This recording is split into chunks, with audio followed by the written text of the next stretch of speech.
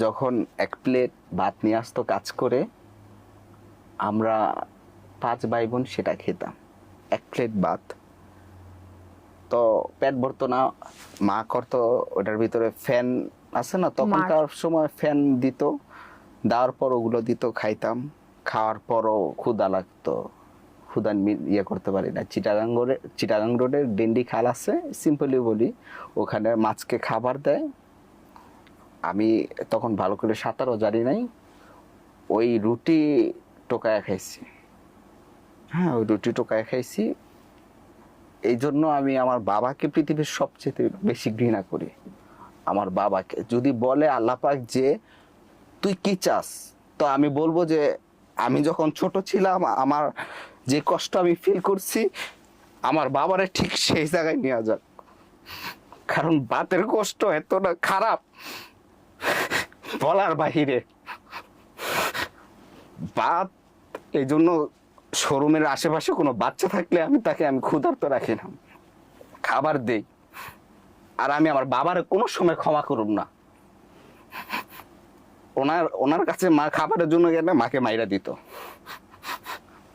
মাইরা দিত। তারপর হচ্ছে মানে মার এখানে অনেক সমস্যা মাথায়।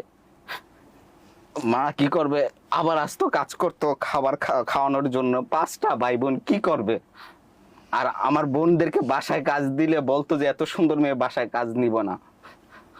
কি করবে, মা সারাদিন কাজ করে, একদিন লবণ বেশি হয়ে গেছে দেখে যেখানে রান্না করে ওখান থেকে মাইরে খেদাইতেছে। আমি ছোট ছিলাম, বুঝি নাই যে মা কি হয়েছে তোমার, কয় না, কয় যে হাতে চেকা খাইছে।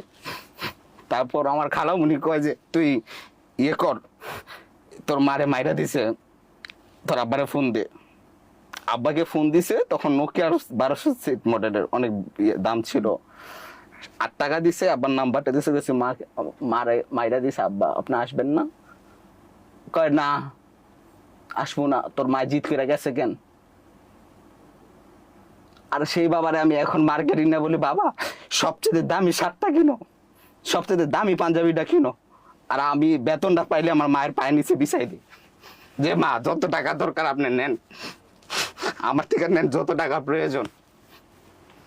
আমার মা যখন ঈদ আসে আমি আমার মাকে যথেষ্ট পরিমাণে দিই, কারণ আমি জামা কাপড়, ইভেন কি আমি আপনার